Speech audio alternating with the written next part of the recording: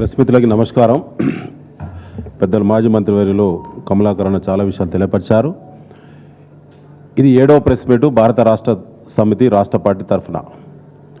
స్వయంగా BRS working president KTR గారు ఆధారాలతో కూడినటువంటి సివిల్ సప్లై డిపార్ట్మెంట్లో జరిగేటువంటి అతిపెద్ద కుంభకోణాన్ని ప్రెస్ మీట్ ద్వారా బహిరంగపరిచినప్పుడు కూడా కాంగ్రెస్ పార్టీలో ఒక్కడంటే ఒక్కడు కూడా రేషన్ గల్లోడు ఒక్కడు కూడా ప్రెస్ మీట్ కౌంటర్ పెట్టలేకపోతున్నాడు ఇప్పటివరకు.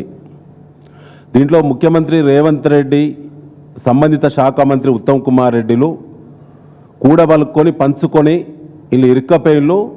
ఇలా ఈ వరి పంట, వరి ధాన్యం ఇలా కాంగ్రెస్ పార్టీకి ఇద్దరికి ఉరి అవుతుంది. ఇది ఉరి పడ్డట్టే. రాజకీయంగా అత్యంత దారుణ పద్ధతిలో దోపిడీ చేసిళ్ళు సివిల్ సప్లై డిపార్ట్మెంట్లో కాంగ్రెస్ పార్టీ. ఇక్కడి నుంచి ఢిల్లీ వరకు పార్లమెంట్ ఎన్నికల ముందే ఒక సిండికేట్ ఏర్పడి ఒక వ్యూహాత్మకంగా ప్రణాళికాబద్ధంగా దాన్ని బిడ్డర్స్తో కుమ్మక్కై టెండర్లో గోల్మాల్ చేసి ఇవాళ మనీ లాండరింగ్ జరిగింది. సివిల్ సప్లైస్ టెండర్ల కుంభకోణం జరిగింది. ధాన్యం టెండర్లు ఆనాడు నిర్ధారించినప్పుడు ఉండబడినటువంటి టెండర్ నోటీసు అగ్రిమెంటు 100% వయలేషన్ జరిగిందని చెప్పి గతంలో బీఆర్ఎస్ పార్టీ వ్రాతపూర్వకంగా civil supplies commissioner DH Chauhan IPS గారికి వ్రాతపూర్వకంగా రిజిస్టర్ పోస్ట్ ద్వారా స్వయంగా ఈమెయిల్ ద్వారా అనేక పద్ధతుల్లో రైటింగ్లో కంప్లైంట్ చేసినాం. ఉత్తమ్ కుమార్ రెడ్డి గారికి వ్రాతపూర్వకంగా లేఖ రాసినాం. అది కూడా రిజిస్టర్ పోస్ట్ చేసినాం. అది కూడా మెయిల్ ద్వారా పంపించినాం. ముఖ్యమంత్రి గారి పేజీకి పంపించినాం. ముఖ్యమంత్రి పేజీలో సివిల్ సప్లైస్ డిపార్ట్మెంట్ చూస్తే ముఖ్యమంత్రి గారి కార్యదర్శి కూడా పంపించినాం. ఫుడ్ కార్పొరేషన్ ఆఫ్ ఇండియా దాన్ని సమీక్షించి నియంత్రించాల్సినటువంటి బాధ్యత గలటువంటి ఎఫ్సిఐ కేంద్ర ప్రభుత్వం నడిపే బీజేపీ చేతిలో ఉన్నది. వాళ్ళు కూడా ఇందులో వాటాదారులే. ఈ కుంభకోణంలో స్టేట్ సివిల్ సప్లైస్ డిపార్ట్మెంట్కు కొన్ని పరిధులు ఉన్నాయి. ఈ పరిధులు వయలేషన్ జరిగినప్పుడు ఎఫ్సిఐ కంట్రోల్ తీసుకోవాల్సిన అవసరం ఉండేది. వాళ్ళు కూడా వ్రాతపూర్వకంగా ఫిర్యాదు చేసినాము. అయినప్పటికీ దున్నపోతు మీద నీళ్లు పడ్డట్టే ఉన్నది కాంగ్రెస్ పార్టీకి. వీళ్ళు పంచుకునే నిజము. పెద్దలు కమలాకర్ గారు చెప్పారు ఖాతాల ద్వారానే మిల్లర్ల నుంచి బిడ్డర్ల అకౌంట్లకి ప్రతి క్వింటాల్కి 223 రూపాయలు అదనంగా వసూలు చేసిళ్ళు. మొత్తం 38 లక్షల మెట్రిక్ టన్నుల ధాన్యం ఇంటూ 223 రూపాయలు అంటే ఒక టన్నుకు 2230 రూపాయలు ఇంటూ 38 లక్షల టన్నులు. ఇది వాళ్ళ స్కెచ్. అందులో కమిషనర్ గారు ఇటీవల ప్రకటించిళ్ళు 50% ట్రాన్సాక్షన్ జరిగింది బిడ్డర్ల మధ్య గవర్నమెంట్ మధ్య అని చెప్పిండ్రు.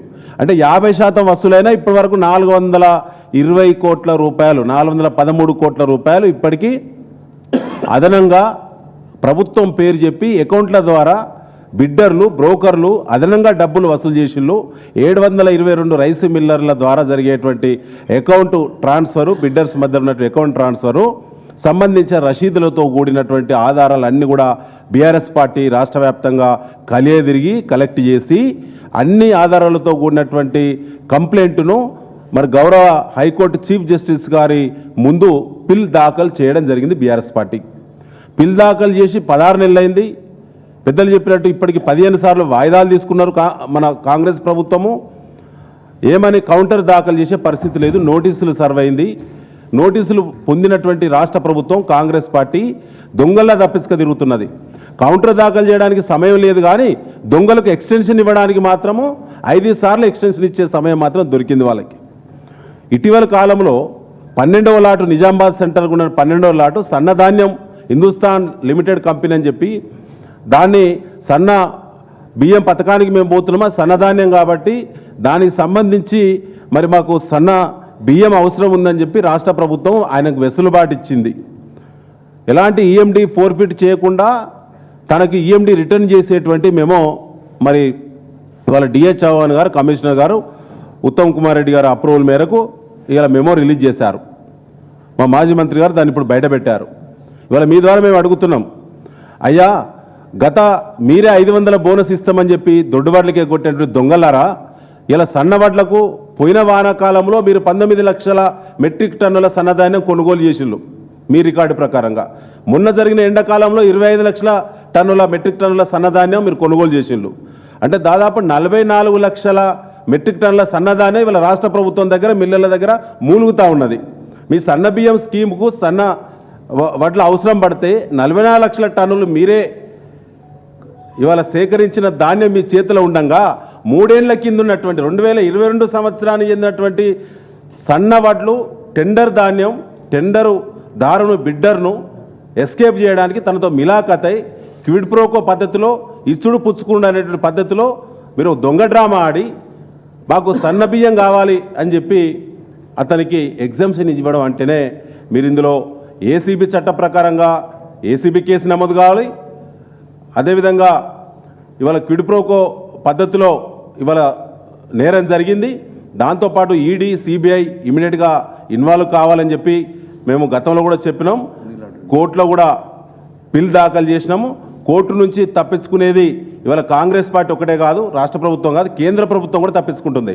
ఇవాళ వారు అన్నట్టు పెద్దలు అన్నట్టు బీజేపీ హస్తం ఇందులో లేకుంటే, ముఖ్యమంత్రి మధ్యలో బీజేపీ పార్టీ మధ్యలో సంబంధమే లేకుంటే, ఇవాళ ఎలాంటి ఎవిడెన్స్ లేనటువంటి ఒక ఫాల్స్ కేసు మా కేటీఆర్ గారి మీద పెట్టినటువంటి ఏసీబీ అధికారులు మరి మీ ఎదురుగున్న సివిల్ సప్లై భవన్లో ఇన్ని వందల ఖాతాల్లో అక్రమాలు జరుగుతున్నాయి కదా, బాగా చెప్తే అకౌంట్ టు అకౌంట్ జరుగుతుంది కదా, మరి మీరు ఎందుకు ఏసీబీ వాళ్ళు రైడ్ చేయట్లేదు? ఎందుకు ఏసీబీ వాళ్ళు సివిల్ సప్లై భవన్ రైడ్ చేయడమో, బిడ్డర్స్ యొక్క ఆఫీసులు రైడ్ చేయడమో, వాళ్ళ అకౌంట్ సీజ్ చేయడమో మీరు చేయడం ద్వారా మీకు ఇమీడియట్గా ఎవిడెన్సెస్ దొరుకు కదా, ఎందుకు పోవటం లేదు అంటే మీకు రేవంత్ రెడ్డి అనుమతి లేదు. కాబట్టి మిత్రులారా, ఇవాళ తెలంగాణ రాష్ట్ర ఎఫ్సిఐ కన్సల్టేటివ్ కమిటీ చైర్పర్సన్గా మహబూబ్నగర్ ఎంపీ డికే అరుణ గారిని కేంద్ర ప్రభుత్వం